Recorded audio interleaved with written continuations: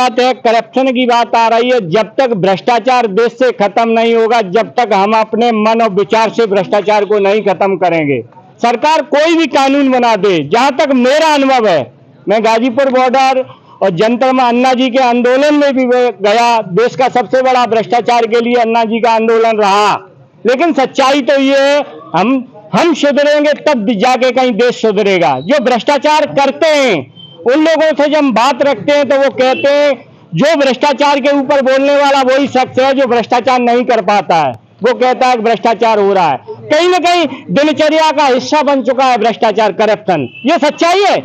कोई भी अधिकारी हो, ये देश की जनता का टैक्स का पैसा है और वास्तविक अगर हम ये पैसा अगर करप्शन न हो, 30 से 40% कमीशन चला जाता है, चाहे पीडब्ल्यूडी हो, सिंचाई हो, विद्युत विभाग हो, नगर पालिका हो, बड़े पैमाने पर अधिकारी कमीशन लेते हैं। अगर ये पैसा वास्तविक गरीब किसान मजदूर के हित में लग जाए तो शायद हमारा देश भारत चाइना से आने जाएगा। ये बड़ी बात है। लेकिन इसका भद्दा मजाक उड़ाते हैं ये जो लोग बैठे हैं करप्शन वाले। अगर ऐसी बात इनके सामने आती है तो कहते हैं ऐसे लोग बहुत बोलते हैं। मैं आने वाली पीढ़ी, मुझे विश्वास है कि आज के समय जो अधिकारी ड्यूटी तैनात हैं, जो ईमानदार हैं, मैं उनका बहुत बड़ा सम्मान करता हूं। वो जो भ्रष्ट हैं, मुझे विश्वास है वो करप्शन या भ्रष्टाचार किसी भी कीमत पर नहीं छोड़ेंगे। मैं आने वाली पीढ़ी, जो छात्र तैयारी कर रहे हैं, भविष्य का भारत छात्रों आपके हाथ में होगा। आपकी ये जिम्मेदारी है कि आप संकल्प लेना तो मुझे अपने हिंदुस्तान को दुनिया का नेतृत्व तभी करा पाएंगे जब हम ईमानदारी से अपना काम करेंगे।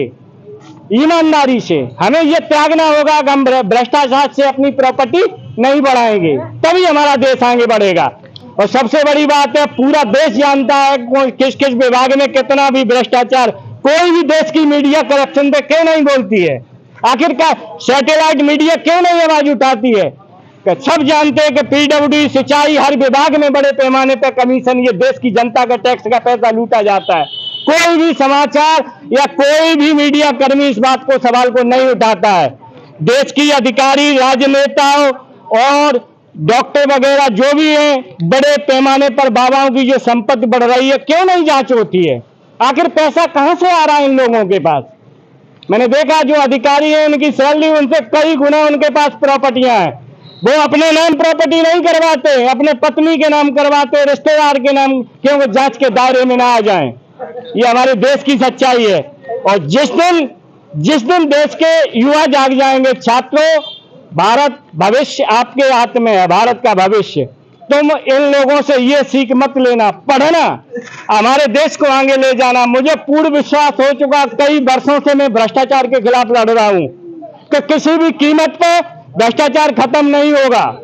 अन्ना हजारे जी ने जब जंतर मंतर पर रामलीला मैदान से आवाज देश से आह्वान किया, बाबा रामदेव ने, उसके बाद देश में भ्रष्टाचार बढ़ा है, बड़े पैमाने पर, घटा नहीं है। तो देश के छात्रों से यही अपील है कि आने वाला समय आपके हाथों में होगा। बच्चों, संकल्प लोग हमें अपने देश के लिए करेंगे, तभी हम गरीब गुनी मजदूर को साथ लेके चल पाएंगे।